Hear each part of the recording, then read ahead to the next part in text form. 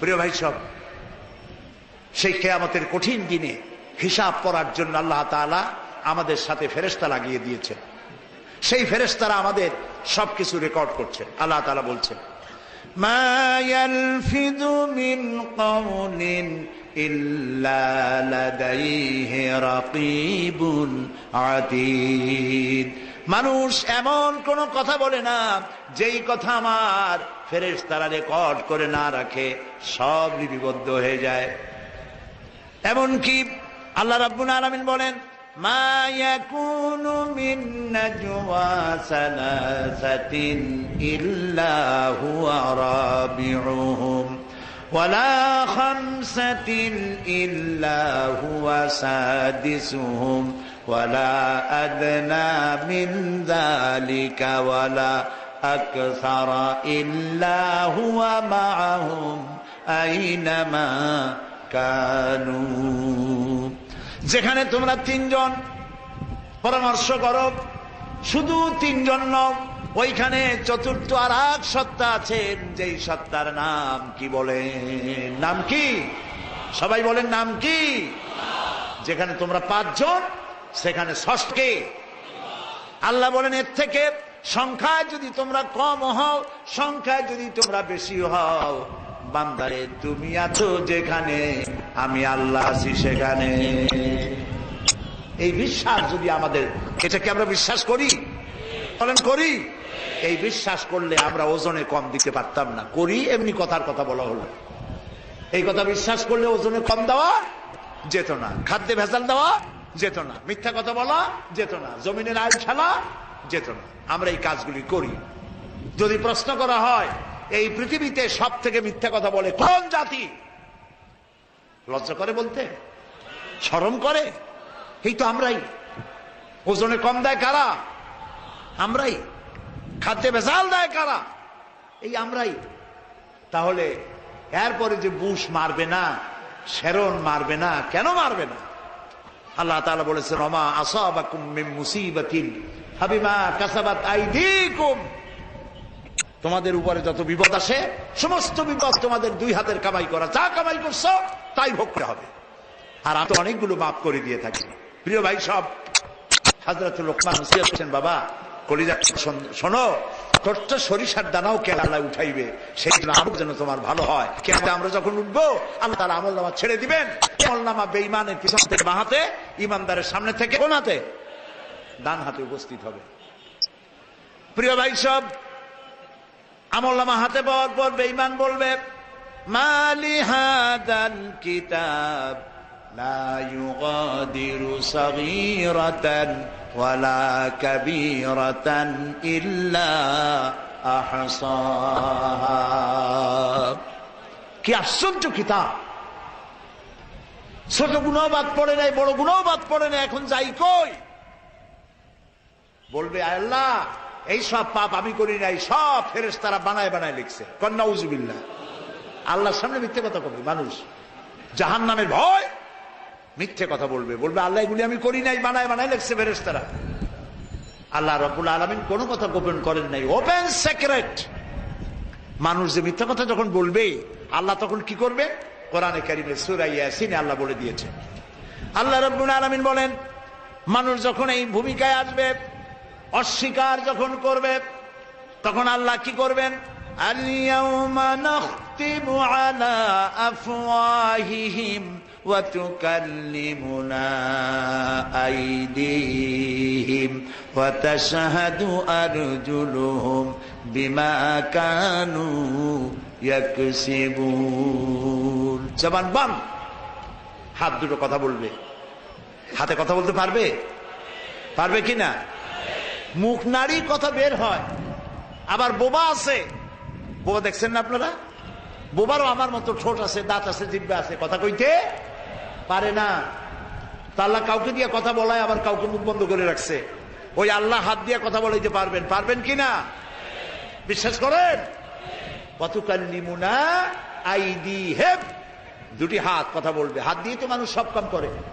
হাত দিয়ে ঘুষের টাকা নেয়, হাত দিয়ে পরনারী স্পর্শ করে, হাত দিয়ে মদের গ্লাস ধরে, হাত দিয়ে সব পাপের কাজ হাত দিয়ে করে। হাতে কথা বলবে। পায়ে সাক্ষী দিবে, পায়ে বলবে আল্লাহ আমি সব জানি, এই লোকটা আমারে দিয়ে এই সব কাম করছে। আর উপায় থাকবে? প্রিয় ভাই সব, বান্দা তখন উপায়হীন হয়ে বলবে রব্বানা আখরিজনা না'মাল সালিহান গায়রাল্লাযী কুন্না না'মাল।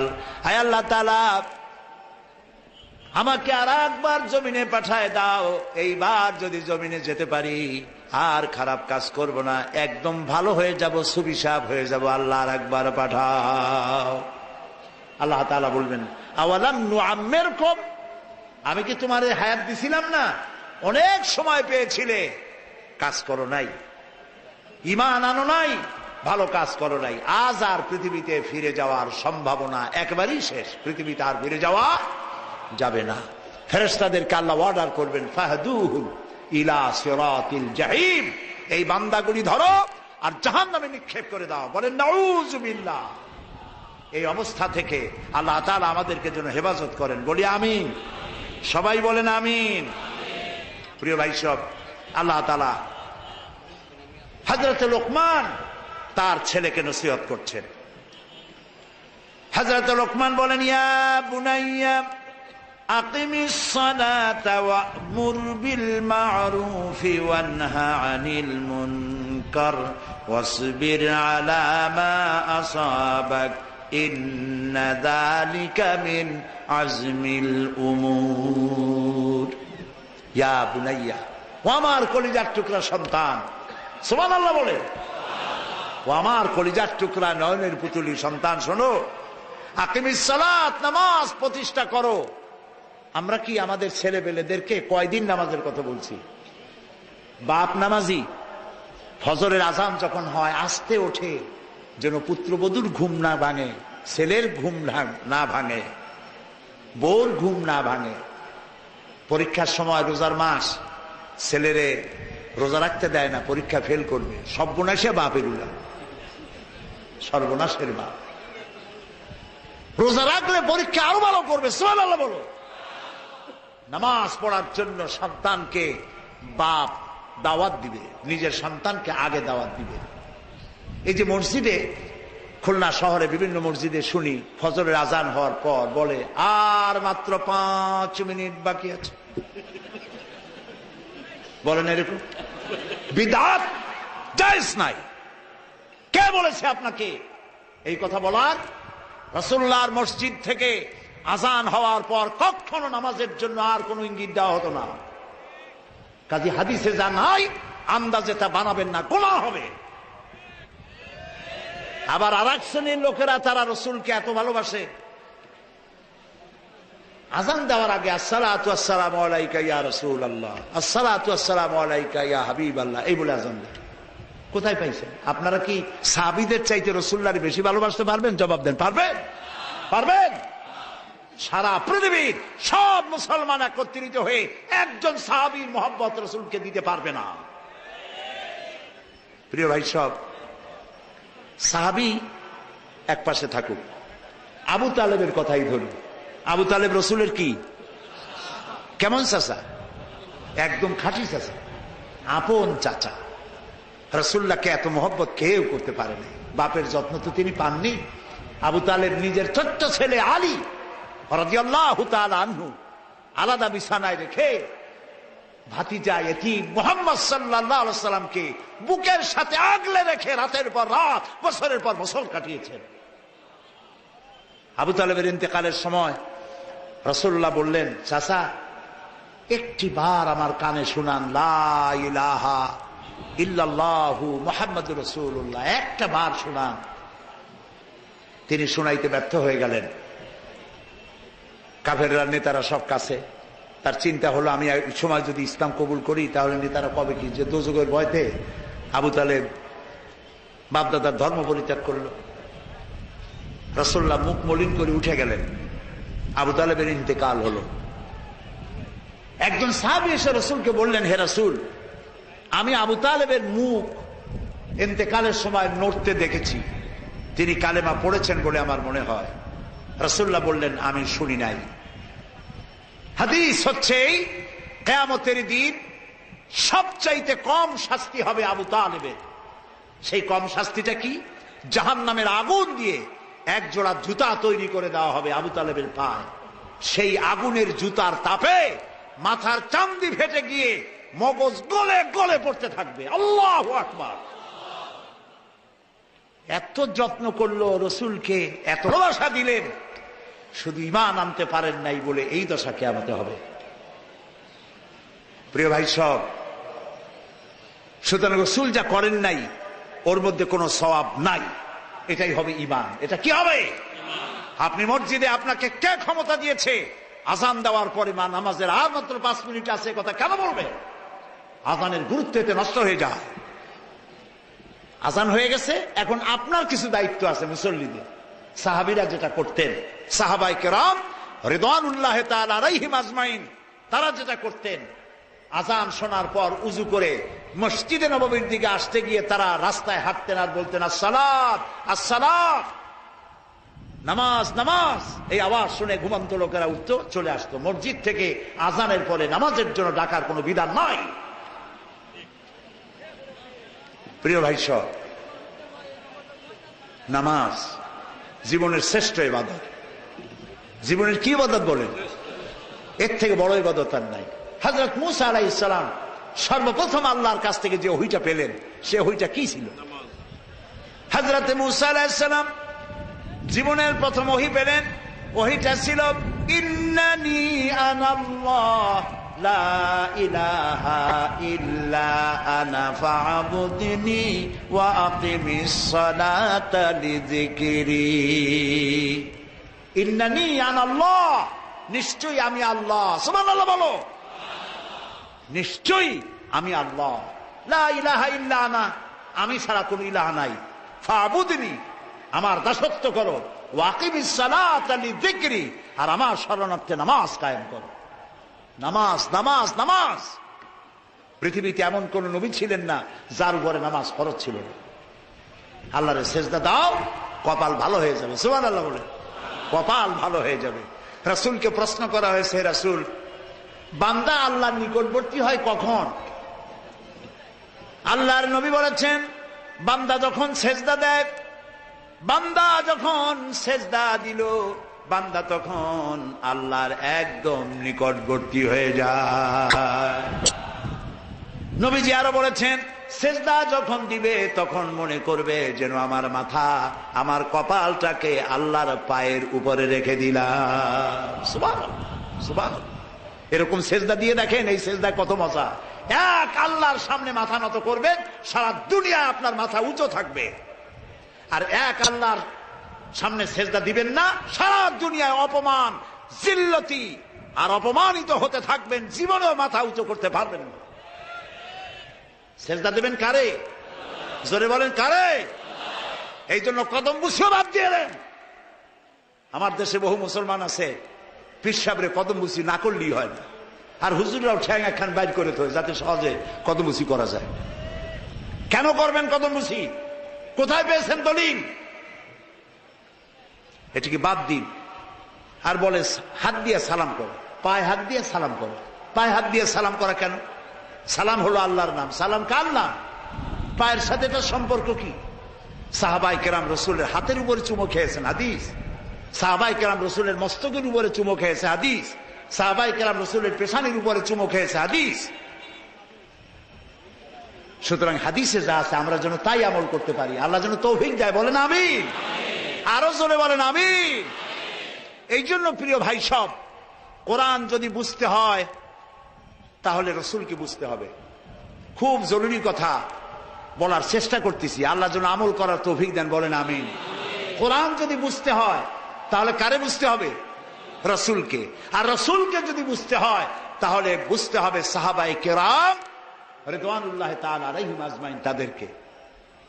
হযরত আব্দুল্লাহ ইবনে মাসউদ রাদিয়াল্লাহু তাআলা আনহু বলছেন, মান কানা মুস্তান্নান ফালিয়াস্তান্না বিমান কাদ মাত।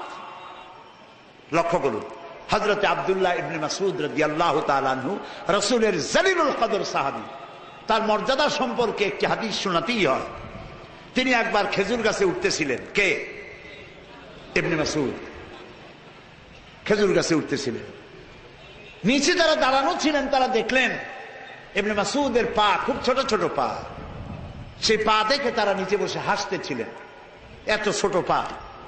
রাসূলুল্লাহ উপস্থিত হলেন এবং এই সাহাবীদের হাসির কারণ বুঝতে পারলেন। তিনি বললেন, সাহাবীরা শোনো, আব্দুল্লাহর পা দেখে তোমরা হাসতেছো, কিয়ামতের দিন আব্দুল্লাহর পা এক পাল্লায় রাখা হবে, আর এক পাল্লায় ওহদের পাহাড় রাখা হবে। ওহদের পাহাড়ের চাইতে আব্দুল্লাহর পায়ের ওজন বেশি হয়ে যাবে। জালিলুল কদর সাহাবী রাসূলুল্লাহ, রাইসুল মুফাসসিরিন হযরত আব্দুল্লাহ ইবনে মাসউদ রাদিয়াল্লাহু তাআলা আনহু বলছেন, মান কানা মুস্তান্নান ফালিয়াস্তান্না বিমান কাদ মা। যদি কেউ সুন্নতের পূর্ণাঙ্গ অনুসরণ করতে চায় সেজন্য মরা মানুষের অনুসরণ করে। ফাইন্নাল হাইয়া লা তুমানু আলাইহিল ফিতনা। কারণ এ কথার কোনো গ্যারান্টি নাই যে যারা বেঁচে আছে তারা ভবিষ্যতে কোনো ফিতনায় পড়বে না, এটা বোঝার কোনো উপায় নাই। তাহলে সুন্নতের অনুসরণ করতে হলে কাদের অনুসরণ করতে হবে? মরা মানুষ। বলেন কারা? সেই মরা মানুষ কারা? উলাইকা আসহাবু মুহাম্মাদুর রাসূলুল্লাহ সাল্লাল্লাহু আলাইহি ওয়াসাল্লাম। তারা হলেন রাসূলের সাহাবী। সুবহানাল্লাহ বলেন। কানু আফজালু হাদিহিল উম্মাহ। রাসূলুল্লাহ বলছেন সাহাবীরা হচ্ছেন এই উম্মতের শ্রেষ্ঠ সন্তান। রাসূলের উম্মতের মধ্যে শ্রেষ্ঠ কারা? সাহাবীরা। বলেন কারা?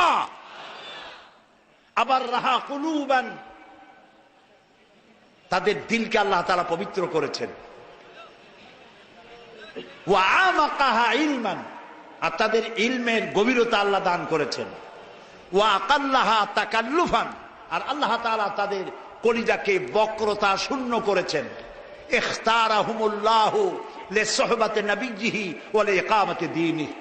আল্লাহ তাআলা নিজেই, সাহাবীরা রাসূলের সাহাবী হইতে পারে নাই, আল্লাহ নিজেই এই লোকগুলিকে বাছাই করেছেন রাসূলের সাহাবী হওয়ার জন্য। জোরে বলেন সুবহানাল্লাহ। কেন বাছাই করেছিলেন?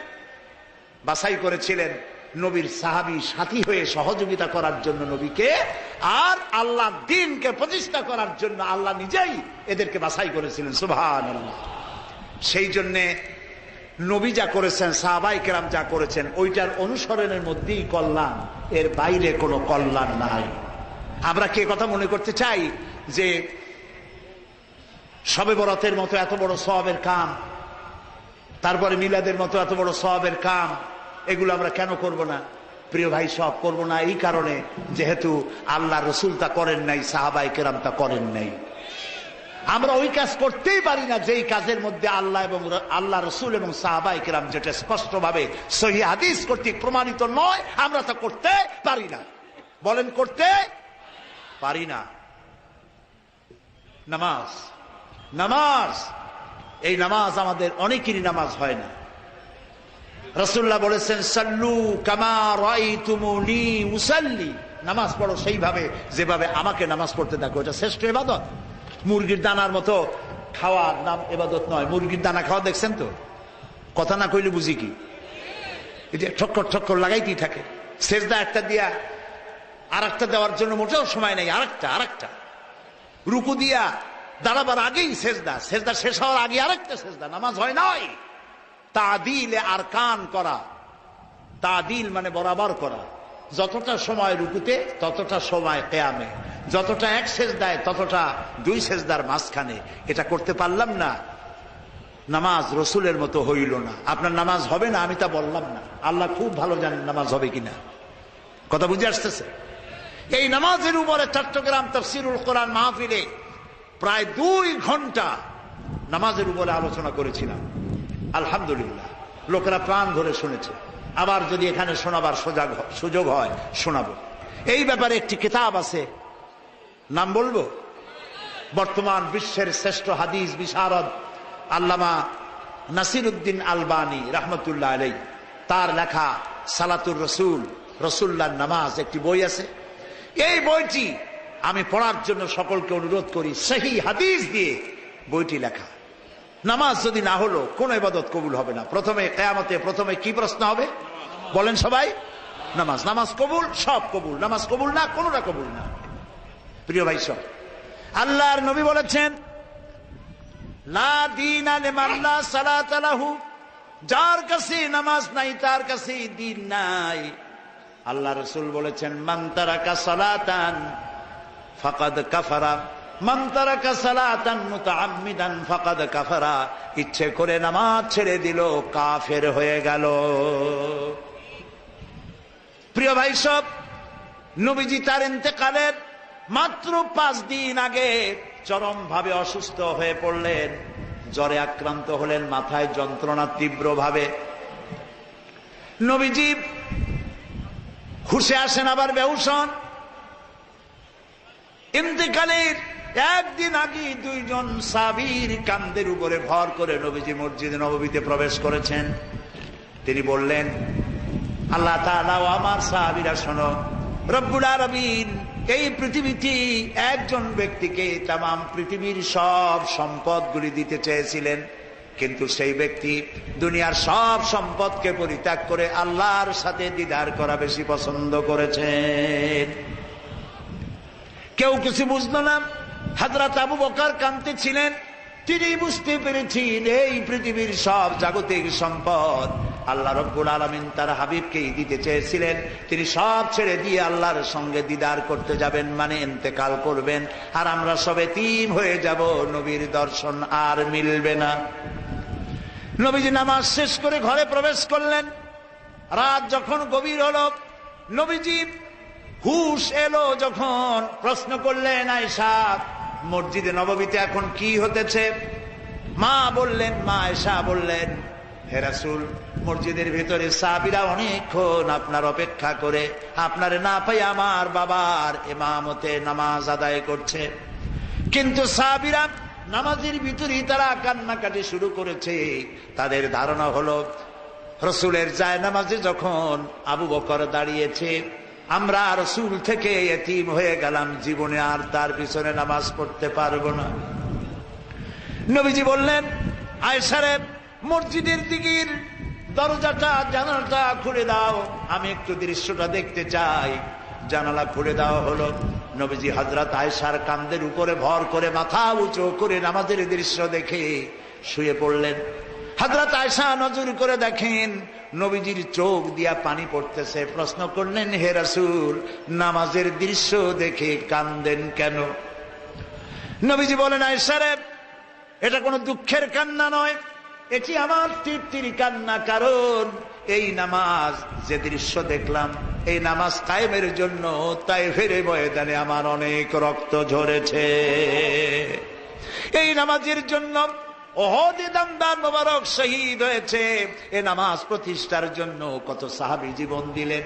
আজ এই নামাজের দৃশ্য দেখে আমার মনে হলো কিয়ামত পর্যন্ত আমার উম্মতেরা এভাবে নামাজ আদায় করবে। নবীজি আবার বেহুশ হলেন। আজ আর মসজিদে নববী থেকে কেউ বাড়ি যায় না। সকলের ধারণা নবীজি রাত কাটাবেন না, সব কাঁদতেছে মসজিদে নববীতে। রাসূলুল্লাহর গভীর রাত্রে আবার ঘুম ভেঙে গেল। তাকায় দেখেন স্ত্রীরা ঘরের মধ্যে কান্দে। সব থেকে বেশি কাঁদতেছেন মা ফাতিমা। রাসূলুল্লাহ হযরত ফাতেমাকে কাছে ডাকলেন ইশারায়। কাছে যখন গেলেন, কানে কানে কি যেন তিনি বললেন। ফাতেমার কান্না বন্ধ হয়ে গেল। হযরত আয়েশা মা ফাতেমাকে কাছে ডেকে বললেন, মা, তোমার আব্বা তোমার কানে কানে কি বললো আর তোমার কান্না বন্ধ হইল?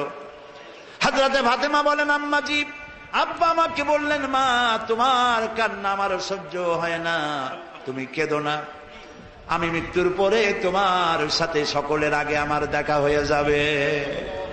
হযরতে ফাতেমা বলে, আম্মাজি, আমি বুঝতে পেরেছি নবীজির এই কথার ইঙ্গিত হলো আমার আব্বাজান মারা যাওয়ার পর আত্মীয় স্বজনের ভিতরে সকলের আগে আমার মৌত হবে, আর আমার প্রিয় আব্বার সঙ্গে আমার দিদার নসিব হয়ে যাবে। রাসূলুল্লাহ আবার বেহুশ হলেন। ফজর হয়ে গেল। রাসূলুল্লাহর চোখ খুললো। তাকায় দেখেন জিবরাইল দাঁড়ানো। হযরত জিবরাইল বলেন, আসসালামু আলাইকা ইয়া রাসূলুল্লাহ, ইন্নাল্লাহা ইয়াকরাউকা সালাম। হে আল্লাহ রাসূল, আল্লাহ আপনাকে সালাম জানিয়েছেন আর জিজ্ঞাসা করেছেন আপনি কেমন আছেন। আপনার চাইতে আল্লাহ ভালো জানেন আপনি কেমন আছেন, তারপরও আপনার মুখ থেকে আল্লাহ শুনতে চান। নবীজি বললেন, জিবরাইল, আমি বড় কষ্টে আছি, মাথায় যন্ত্রণা, শরীরে জ্বর, বড়ই কষ্টে আছি। হযরতে জিবরাইল বলেন, ইয়া রাসূলুল্লাহ, আজকে এক নতুন ফেরেশতা আমি নিয়ে এসেছি। আমার পিছনের দিকে তাকিয়ে দেখেন, একজন নতুন ফেরেশতা নিয়ে এসেছি। এই ফেরেশতা পৃথিবীতে কোনো মানুষের কাছে যাওয়ার জন্য অনুমতি চায় না, আপনার কাছে আসার জন্য অনুমতি ভিক্ষা চায়। এই ফেরেশতার নাম মালাকুল মউত। হযরতে মালাকুল মউত বলেন, ইয়া রাসূলুল্লাহ, আপনি আমার সালাম গ্রহণ করুন। আদম আলাইহিস সালাম থেকে নিয়ে এই পর্যন্ত, এখান থেকে নিয়ে কিয়ামত পর্যন্ত কোন মানুষের কাছে জান কবজের জন্য অনুমতির কোনো প্রয়োজন আমার হয় নাই। আজ আল্লাহ আমাকে বলেছেন আমি যেন আপনার কাছে অনুমতি চাই। রাসূল বললেন, অনুমতি যদি না দেই? তিনি বললেন, আল্লাহ আমাকে ফেরত যেতে বলেছেন। হযরত জিবরাইল বলছেন, ইয়া রাসূলুল্লাহ, অথচ আল্লাহ রাব্বুল আলামিন আপনার দিদারের ইন্তজার করতেছে। নবীজি বললেন, মালাকুল মউত, তুমি তোমার কাজ শুরু করো। মালাকুল মউত যখন কাজ শুরু করবেন, জান কবজ শুরু করবেন, পূর্ব মুহূর্তেই রাসূল বললেন, আয়েশা গো, কাছে আসো। আয়েশা, সেই স্বর্ণ টুকরার খবর কি? হযরত আয়েশা বলেন, কোন সোনা? বললেন, আমি তোমার কাছে যেটা রাখছিলাম, 6টা স্বর্ণের টুকরা।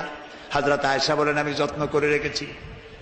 রাসূল বলছেন, আয়েশা রে, এক্ষুনি 6টি টুকরা স্বর্ণ আল্লাহর রাস্তায় সাদকা করে দাও। মুহাম্মদ আল্লাহর দরবারে এই অবস্থায় উঠতে চায় না যে তার ঘরের মধ্যে সোনা ছিল। সুবহানাল্লাহ, সুবহানাল্লাহ। জাগতিক সম্পদ মুহাম্মদ সাল্লাল্লাহু আলাইহি ওয়াসাল্লামের ঘরে থাকবে, আমি চাই না। তোমাদেরকে আল্লাহর হাতে সুপর্দ। রাসূল ইন্তেকালের সময় হয়ে গেল।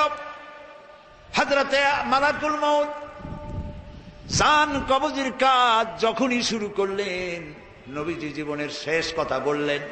ছেলের কথা না, মেয়ের কথা না, জামাইয়ের কথা না, কলিজার টুকরা নাতিদের কথা না, শেষ কথা বললেন, আসসালাত আসসালাত ওমা মালাকাত আইমানুকুম।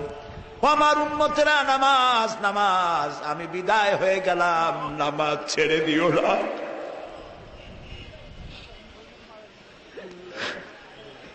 নামাজ ছেড়ে।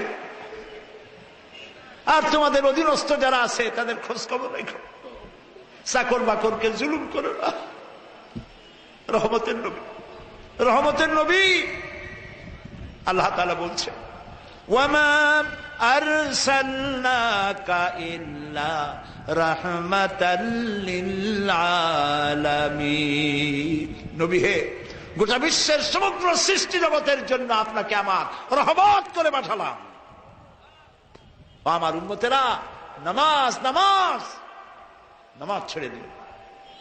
আপনি মন্ত্রী হয়েছেন তো কি হয়েছে, এমপি হয়েছেন তো কি হয়েছে, অনেক ইন্ডাস্ট্রির মালিক ঘাড় নত হয় না, সেজদা দিতে ইচ্ছে করে না। এই ঘাটদারে মোড়াইয়া সোজা করে দেওয়া ক্ষমতা আল্লাহ রাখেন কি রাখেন না? রাখেন কি রাখেন না? নামাজ না পড়ার মধ্যে কোনো বাহাদুরি নাই, আছে চুরি, আছে নাফরমানি। নামাজ পড়ার মধ্যেই আছে আনুগত্যের চরম পরাকাষ্ঠা। সুবহানাল্লাহ বলো। ডিসি হও, এসপি হও, কমিশনার হও, প্রধানমন্ত্রী, প্রেসিডেন্ট হও, নামাজ নামাজ। যদি কোন দেশের প্রেসিডেন্ট নামাজ পড়ে না, মুসলমান নামাজ পড়ে না, ওই প্রেসিডেন্টের ওই দাম নাই আল্লাহর কাছে যে দাম আছে একজন রিকশাওয়ালা, কুলি, মাঝি নামাজ পড়ে 5 ওয়াক্ত। এই মাঝি আর কুলির যে দাম আল্লাহর কাছে, ওই প্রেসিডেন্টের 4 পয়সা মূল্য নাই আল্লাহর কাছে। নামাজ, নামাজে দাঁড়িয়ে যাও। আল্লাহর ঘরে এসেছো, এখানে প্রেসিডেন্ট নাই, প্রধানমন্ত্রী নাই, সব দাঁড়ায় গেছে এক কাতারে। কার গোলাম? एक ही सब में खड़े हो गए महमूद अयाज। एक ही सब में खड़े हो गए महमूद अयाज। न कोई बंदा रहा न कोई बंदा नवाज। একই কাতারে দাঁড়ায় গেছে সম্রাট মাহমুদ আর তার ভৃত্য আয়াজ। এখন আর কেউ রাজাও নাই, কেউ প্রজাও নাই, গোলামও নাই, প্রভু নাই, সব আল্লাহর গোলামে পরিণত হয়ে গেছে। গোলাম কার? গোলাম কার? নামাজ আর ছাড়বো না, এই ওয়াদা করা যাবে? বিশ্বাস করুন মুসলমান, নামাজ পড়বেন না, মুসলমান থাকতে পারবেন না। গরুর গোশত জমের খাওয়া খান, অসুবিধা নেই। হজ করেন, অসুবিধা নেই। আপনি মুসলমান না যে ব্যক্তি নামাজ পড়ে না। প্রিয় ভাই সব, পাসপোর্টে আপনার নাম থাকতে পারে আপনি মুসলমান, সার্টিফিকেটে নাম থাকতে পারে আপনি মুসলমান, ভোটার লিস্টে নাম থাকতে পারে আপনি মুসলমান, নামাজ পড়েন না, আল্লাহর কসম, আল্লাহর খাতায় আপনার মুসলমান নাম হিসাবে নাম নাই। আল্লাহর সেজদা দাও, মসজিদ যা, মসজিদ বলে বেলো। যত বেশি নামাজ পড়বে আল্লাহ তত খুশি হবেন। আর নামাজ পড়লেই সমাজ ভালো হবে। ইন্নাস সালাতা তানহা আনিল ফাহশাই ওয়াল মুনকার। নিঃসন্দেহে নামাজ মানুষকে পাপাচার আর অশ্লীলতা থেকে বাঁচায় দেয়। সুবহানাল্লাহ বলেন। ইসলামী রাষ্ট্র যদি হয়, যদি এদেশে কখনো ইসলামী রাষ্ট্র হয়, আল্লাহ যেন কবুল করেন, বলেন আমিন। সবাই বলেন আমিন। একদিন হবেই, বলেন ইনশাআল্লাহ। ওই জনেকে বলে যে হুজুর কোরআনের রাষ্ট্রের যে কথা কন আপনারা, কোরআন যদি কায়েম হয়ে যায় তাহলে হিন্দুদের হবে কি? তা আমি জিজ্ঞেস করি, মায়ের চাইতে খালার দরদ বেশি হওয়া এটা কি সুলক্ষণ না কুলক্ষণ? আচ্ছা বলেন তো ভাই, এই মুসলমান বানাইছে কে? হিন্দু আর খ্রিস্টান কে বানাইছে? এই কোরআন শরীফ কার? তো কোরআনের আইন যদি চালু হয় তাহলে হিন্দুদের অসুবিধা হবে, তা আপনি ভাবলেন কি করে? কয় যে হুজুর কোরআন হলো পুরাণ, ১৫০০ বছর আগে নাজিল হওয়া কোরআন, তখন বিজ্ঞান ছিল না, বিজ্ঞানের যুগেই কোরআন দিয়ে হিন্দু মুসলমান ইহুদি খ্রিস্টান সব একসাথে চলবে কেমনে? তাই আমি বলি ভাই, সূর্যটা কতদিনের পুরাণ? কয় তা তো ১০১ কোটি ১.৫ কোটি ২ কোটি বছর আগের পুরাণ হইতে পারে। বলি ভাই, ১ কোটি বছর হোক আর ১.৫ কোটি হোক, কোটি বছরের পুরানা সূর্য আগের মতো তাপ দেয় না ঠান্ডা ঠান্ডা ভিজা ভিজা লাগে? বলেন। কয় যে না, তাপ ঠিক মতো দেয়। সেই তাপ শুধু মুসলমানে পায়, হিন্দুরা পায় না। বলেন। মুসলমানে যখন ডাব খায় খুব মিষ্টি লাগে, ডাবের পানি, আর হিন্দুরা যখন খায় তিতার চোটে মুখ কানের কাছে চলে যায়। এরকম হয়। বৃষ্টি যখন হয় মুসলমানের জমিনে ফসল হয়, আর হিন্দুরা তাকায় তাকায় দেখে তার জমি ভাইটে যায়। এরকম হয়। তাহলে কোটি বছরের পুরানা সূর্য যদি জাতি ধর্ম বর্ণ দল মত নির্বিশেষে বিশ্ববাসীকে উপকৃত করতে পারে, তাহলে সেই একই আল্লাহর কোরআন শরীফ মাত্র ১৫০০ বছর আগের টাটকা কোরআন শরীফ। সূর্যের তুলনায় কোরআন কি টাটকা? ওটা তো কোটি বছর আগের, এটা ১৫০০ বছর আগের। এই কোরআন আল্লাহর সূর্য বলে। তাহলে এই কোরআন দিয়ে যদি দেশ শাসিত হয়, হিন্দু খ্রিস্টান বৌদ্ধ ইহুদি নাসারা সব শান্তি পাবে। ধর্ম নিরপেক্ষ মতবাদ চালু হলে এই দেশ জাহান্নামের দ্বার প্রান্তে দাঁড়াবে, যেমন দাঁড়িয়েছে ভারত। পৃথিবীতে কোথাও শান্তি হবে না কোরআনের রাজ কায়েম না হলে। আমরা সেই কোরআনের দিকে দাওয়াত দিই, আর এজন্য মারামারি কাটাকাটি আমরা পছন্দ করি না। আমাদের দেশে কতগুলি দল হইছে, জামাতুল মুজাহিদিন, কুতকুতুল জেহাদ, কি জেহাদ? হরকুতুল জেহাদ, হিজবুত তাওহীদ, হিজবুত তাহরীর। বিভিন্ন জায়গায় বোমা বানায় ধরা পড়ে, তারপরে বলে যে এই যে পায়ে গেছে, পায়ে গেছে। সাংঘাতিক। বুশেরে মাইরে ভালাবার অস্ত্র পেয়ে গেছে, পকেটের মধ্যে মেসাক পাইছে, মারাত্মক অস্ত্র। বাড়ির মধ্যে কুলুকের ঢিলা পাইছি, বোমা। শয়তান, শয়তানও আশ্চর্য হয়ে যায় যে এই জায়গায় এদেশে থাকবো কেন, এগুলি তো আরো বড় শয়তান। প্রিয় ভাই সব, ইসলাম সন্ত্রাসে বিশ্বাস করে না, গোপন আন্দোলনে বিশ্বাস করে না, গোপন হত্যায় বিশ্বাস করে না। ইসলাম গণতান্ত্রিক পদ্ধতিতে মানুষকে দিন বুঝায়া বুঝায়া, যেমন করে আপনারা বুঝতেছেন, এইভাবে করে আপনারা যখন সবাই বুঝবেন দেশের মানুষ, আর ভালো ভালো মানুষ যখন পার্লামেন্টে পাঠাবেন, কোরআনের আইন চালু হওয়া সহজ হয়ে যাবে। সেজন্য ভাই, এর জন্য প্রথম কাজ হলো নামাজ। প্রথম কাজ কি বলেন? এই নামাজ জীবনে আর ছাড়বো না, ওয়াদা করা যাবে? তাহলে সবাই দুহাত উত্তোলন করেন, দুই হাত। যারা পারবেন ওয়াদা রক্ষা করতে কেবলমাত্র তারাই দুহাত উঁচু করবেন। বলেন, ইয়া আল্লাহ, তোমার পবিত্র নামে ওয়াদা করি, শপথ করি, যতদিন পর্যন্ত মালাকুল মউত আমার মাথার কাছে না আসতেছে ততদিন পর্যন্ত ফরজ নামাজ, ফরজ রোজা আর ছেড়ে দেব না, আর ছেড়ে দেব না, আর ছেড়ে দেব না। এবার জোরে বলেন, ইয়া আল্লাহ, আমার মৃত্যু পর্যন্ত আজকের এই ওয়াদা আমাকে পালন করার তৌফিক দাও। আমিন, আমিন, ইয়া রাব্বাল আলামিন। হাত নামান। প্রিয় ভাই সব, এবার আমি আপনাদের নিয়ে মোনাজাত করব, আর মোনাজাতের আদব হলো বসা। আল্লাহুম্মা আমিন। রব্বানা যালামনা আনফুসানা ওয়া ইন লাম তাগফির লানা ওয়া তারহামনা লানাকুনান্না মিনাল খাসিরিন।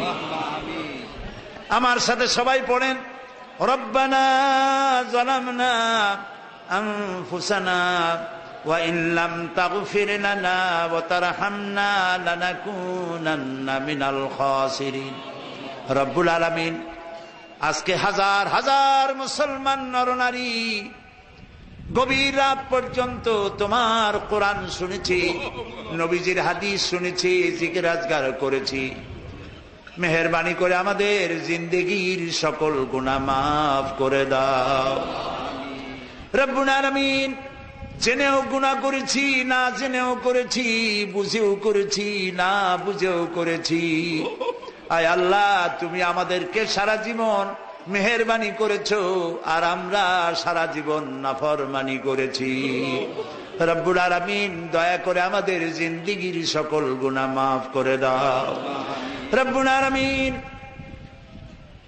আমাদের চেহারার দিকে তাকালে তোমার গোসা হতে পারে, সেজন্য তুমি আমাদের চোখের দিকে আর মুখের কাকুতি মিনতির দিকে তাকাও।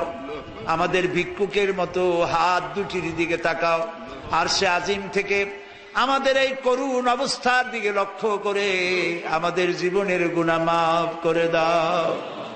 রব্বুল আলামিন, আমাদের মধ্য থেকে আমাদের মা বাপ যাদের দুনিয়া থেকে বিদায় হয়ে গেল, আমাদের আব্বাজান সারা জীবন কষ্ট করি, নারকেল বিক্রি করে, সুপারি বিক্রি করে, ধান বিক্রি করে, নিজের পেট না ভরে, নিজের জন্য জামা কাপড় না কিনে আমাদের জন্য খরচ করেছে, কষ্ট করেছে। বাবা, ওই আব্বাজান যার দুনিয়া থেকে বিদায় হয়ে গেল, আল্লাহ আব্বার কবরটাকে জান্নাতের টুকরা বানায়া দাও। রব্বুল আলামিন, আমাদের গর্ভধারিণী জনম দুঃখিনী মা, একটা অক্ষর মা, আর মনে হয় তামাম দুনিয়ার মধু একটা অক্ষরের মধ্যে রেখেছো। মায়ের পেটে থেকে লাথি গুতা দিয়া মায়েরে কষ্ট দিছি, মা ডেলিভারিতে কষ্ট করেছেন, এরপরে 2-2.5 বছর পর্যন্ত বুকের দুধ খাওয়াইয়া মানুষ করছে, কান্না মুখে শত চুমা দিয়া হাসি ফুটাইছে। ওই মা যার বিদায় হয়ে গেল, আল্লাহ মায়ের কবরটাকে জান্নাতের টুকরা বানাইয়া দাও। রব্বুল আলামিন, আমাদের মা বাপ যাদের বেঁচে আছে, কোরআন হাদিস অনুযায়ী যেমন খেদমত করা উচিত তা তো করতে পারি নাই। রব্বুল আলামিন, মা বাপের খেদমত করার তৌফিক দিয়া দাও। আমাদের মা বাপ যাদের বেঁচে আছে সুস্থ রাখো, ভালো রাখো, পরের উপরে নির্ভরশীল বানাইও না। ইমানের সাথে, সুস্থতার সাথে তোমার দরবারে সময় হলে উঠাইয়া নিও। রব্বির হামহুমা কামা রব্বায়ানি সগীরা। সবাই পড়েন, রব্বির হামহুমা কামা রব্বায়ানি সগীরা। আয় আল্লাহ তাআলা, দুনিয়ায় আজ মুসলমানেরা সব থেকে বেশি বিপদগ্রস্ত। আল্লাহ তাআলা, আমরা আজকে অকপটে স্বীকার করতেছি আমরা গুনাহগার, আমরা নাফরমান, আমরা তোমার সাথে বেয়াদবি করেছি, নাফরমানি করেছি। রব্বুল আলামিন, আমরা গুনাহগার বলে, নাফরমান বলে কাফের দিয়ে আমাদেরকে মারি খাওয়াইও না। রব্বুল আলামিন, ইহুদিরা আমাদেরকে মারে, খ্রিস্টানেরা মারে, আমরা এখন যাব কোথায়? আল্লাহ তাআলা, আহমদ ইয়াসিন তোমার বান্দা, তোমার গোলাম, আল্লাহ ইহুদিরা দুনিয়া থেকে বিদায় করে দিল, তার পক্ষে কথা বলার লোক নাই মুসলমান ছাড়া। আয় আল্লাহ তাআলা আহমদ ইয়াসিনকে জান্নাতুল ফেরদাউসের মেহমান বানাও। আমাদের গাজী আব্দুর রব, গাজী আবু বকর সিদ্দিক, আল্লাহ তাআলা এত বড় আলেম, এই এলাকায় দিনে রাত্রে মানুষের বাড়ি বাড়ি গিয়া, গ্রামে গঞ্জে গিয়ে ওয়াজ শুনাইছে। রব্বুল আলামিন, তোমার এই বান্দা যারা শহীদ করলো, আল্লাহ তোমার কাছে বিচার চাই। আল্লাহ তাআলা গাজী আবু বকরকে জান্নাতুল ফেরদাউসের মেহমান বানায়া দাও। তার বিবি বাল বাচ্চারে আল্লাহ তুমি সাহারা দাও, বাচ্চাগুলি বাপের চাইতেও ভালো বানাইয়া দাও।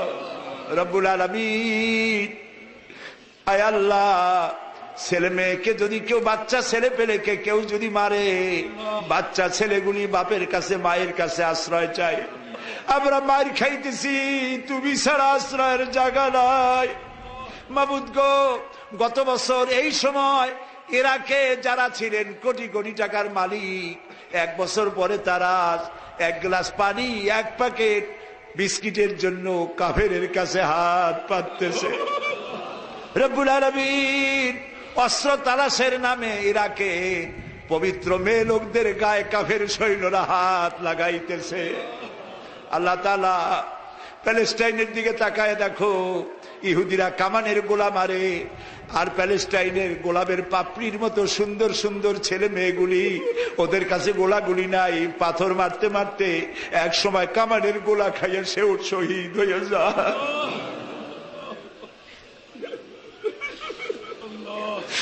আল্লাহ রব্বুল আলামিন, ইরাকের মুসলমানদের হাতে উঠায় দাও, প্যালেস্টাইন ফিলিস্তিনি মুসলমানদের হাতে উঠায় দাও। আল্লাহ কাশ্মীরকে চিরকালের জন্য আজাদ বানাইয়া দাও।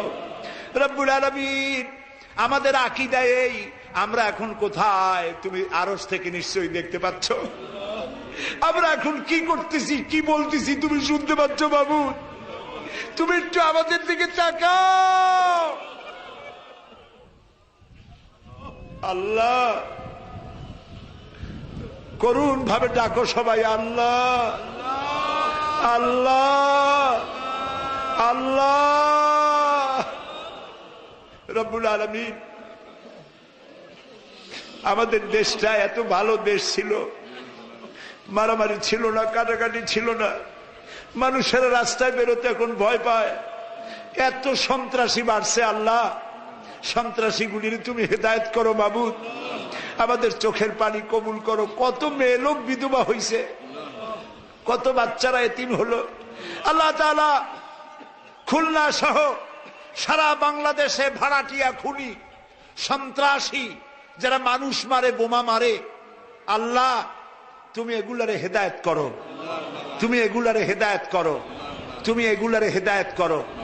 আল্লাহ তোমার ইলমে যদি জানা থাকে এই নর পশুগুলি হেদায়েত ওদের কপালে নাই, নমরুদ, হামান, সাদ্দাদ, ফেরাউন যেভাবে তুমি ধ্বংস করেছো, বাংলাদেশের খুনি সন্ত্রাসীগুলি গজব দিয়া, লানত দিয়া বিদায় করে দাও আল্লাহ তাআলা। আল্লাহ আমাদের দোয়া কবুল করো। আল্লাহ আর একটা কথা বলি, তুমি তো সেই সত্তা, মানুষের কাছে চাইলে, বেশি চাইলে সে বিরক্ত হয়, কিন্তু তুমি এর কাছে না চাইলে তুমি বেশি বিরক্ত হও। তুমি রাগ করো না মাবুদ। একটা কথা বলি, তোমার হাবিব বলেছেন 3000 বছর ধরে তুমি জাহান্নামের আগুন উত্তপ্ত করেছো, রক্ত মাংসের শরীর নিয়ে আমরা আগুনে জ্বলতে পারবো না। জাহান্নামের আগুন আমাদের জন্য আল্লাহ তুমি হারাম বানাইয়া দাও, আমাদের মা বাপ, আমাদের ভাই বোন, স্ত্রী পুত্রের জন্য হারাম বানাইয়া দাও। আল্লাহ তোমার বান্দিরা, মা বোনেরা অনেক কষ্ট করে এই 2-3 দিন এখানে আসতেছেন। আল্লাহ মা বোনদের গুনাহ মাফ করো, সন্তানীকে সন্তান দাও, সংসারের শান্তি দাও। আল্লাহ তাআলা মা বোনদের এমন জীবন যাপনের তৌফিক দাও যাতে করে কিয়ামতে হযরত আয়েশা, খাদিজার সঙ্গে হাসর নসিব হয়ে যায়। আল্লাহ বাংলাদেশের প্রধানমন্ত্রী, মন্ত্রী পরিষদ, এমপি, ডিসি, এসপি, কমিশনার, সচিব যারা দেশ চালায় এদের কলজার মধ্যে জাহান্নামের ভয় দিয়ে দাও, মওতের ভয় দিয়ে দাও, মানুষের প্রতি ইনসাফ করার তৌফিক দিয়ে দাও। যত ওয়াদা করেছে এরা প্রত্যেকটি ওয়াদা পালনের তৌফিক দান করে দাও। আমাদের দেশে যারা নৈরাজ্য সৃষ্টি করতে চায়, স্থিতিশীলতা ধ্বংস করে মানুষের মধ্যে প্যানিক সৃষ্টি করতে চায়, আল্লাহ ওদের হাত থেকে দেশকে তুমি নিরাপদ রাখো। আমি কয়েক সেকেন্ড আপনাদের জন্য ছেড়ে দিলাম। মাথা নিচু করেন, চক্ষু বন্ধ করেন, যার যা বলার আছে মনের কথা আল্লাহরে কন, আল্লাহ দোয়া কবুল করবেন ইনশাআল্লাহ, দোয়া কবুল হবে ইনশাআল্লাহ।